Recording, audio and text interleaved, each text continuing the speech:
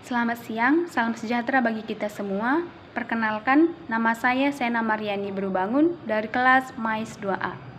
Di sini saya akan menjelaskan apa itu bentuk-bentuk pasar dalam pengantar ilmu ekonomi. Tapi sebelumnya, saya akan menjelaskan apa itu ilmu ekonomi. Ilmu ekonomi adalah ilmu yang mempelajari tentang perilaku manusia dalam memilih dan menciptakan kemakmuran. Inti masalah dari ekonomi adalah adanya ketidakseimbangan antara kebutuhan manusia yang tidak terbatas dengan alat pemuas kebutuhan yang jumlahnya terbatas. Permasalahan tersebut kemudian menimbulkan kelangkaan. Seperti yang saya sebutkan sebelumnya, kita akan membahas apa itu bentuk-bentuk pasar. Jika kita meninjau dari bentuknya, kita mengenal ada dua bentuk pasar, yaitu pasar persaingan sempurna dan pasar persaingan tidak sempurna. Pada pasar persaingan sempurna, penjual dan pembeli memiliki pemikiran yang sempurna tentang harga suatu barang, sehingga tidak ada satupun pihak yang dapat menguasai harga. Barang yang sama pada pasar persaingan sempurna dijual oleh banyak penjual dengan harga yang sama. Sedangkan pada pasar persaingan tidak sempurna, terdapat beberapa pihak penjual atau pembeli yang dapat menguasai harga. Adapun ciri-ciri pasar persaingan sempurna adalah yang pertama, pembeli dan penjual dalam jumlah yang sangat banyak. Yang kedua, produk baik barang dan jasa yang diperjualbelikan bersifat sejenis atau homogen. Yang ketiga, untuk penjual dan pembeli memiliki kebebasan untuk keluar dan masuk dalam pasar. Yang keempat, tidak pernah ditemui hambatan pada mobilitas sumber ekonomi dari satu usaha dengan usaha yang lain. Yang kelima, garis lurus horizontal dalam kurva permintaan menunjukkan permintaan seorang produsen. Artinya, harga yang ada cenderung stabil meskipun jumlah produk yang terjual mengalami sebuah perubahan. Yang keenam, penjual dan pembeli masing-masing mengetahui dan memahami tentang harga dan keadaan pasar secara keseluruhan dan sempurna. Yang ketujuh, penjual dan pembeli bebas mengadakan perjanjian ataupun transaksi tanpa harus ada campur tangan pemerintah. Yang kedelapan, penetapan harga tidak dipengaruhi oleh pemerintah baik secara langsung maupun tidak langsung. Yang kesembilan, penjual dan pembeli hanya bertindak sebagai pengikut atau pengambil harga. Itulah ciri-ciri yang dimiliki oleh pasar persaingan sempurna. Dari ciri tersebut kita bisa mencari contoh pasar yang termasuk ke dalam pasar persaingan sempurna, yaitu pasar modal dan pasar uang dan bursa efek. Adapun kelebihan pasar persaingan sempurna yaitu harga suatu produk yang dihasilkan bersifat logis. Persaingan antar produsen terjadi secara sehat karena produk yang diperjualbelikan bersifat homogen.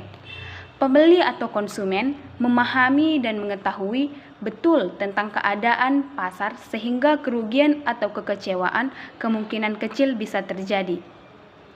Konsumen atau pembeli memiliki keleluasaan untuk keluar masuk pasar secara bebas.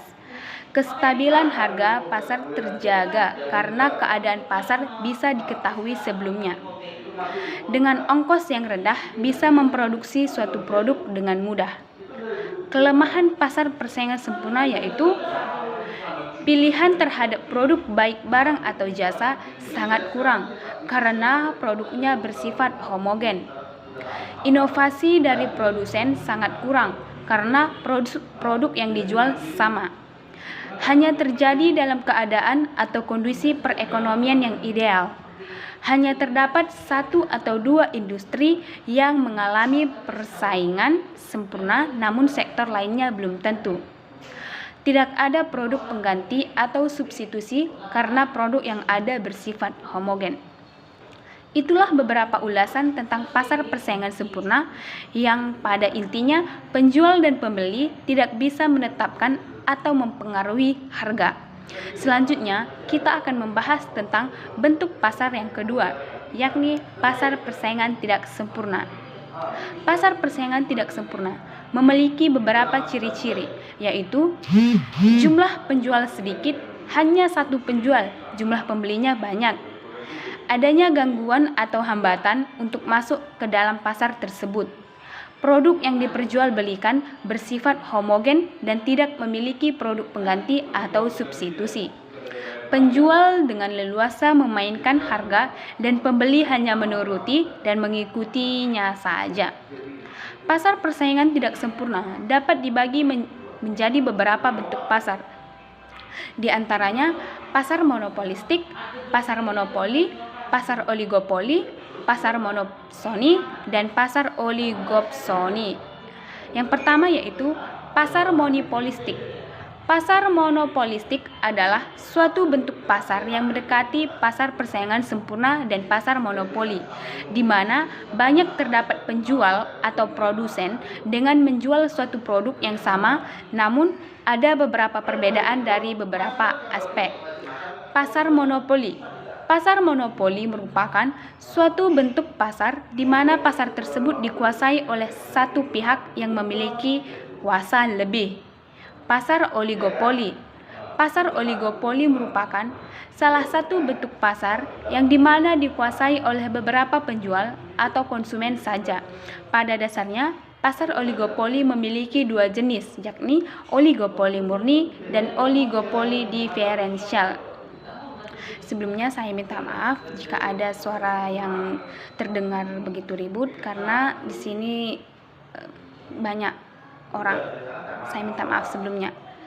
Hanya ini yang dapat saya sampaikan. Terima kasih.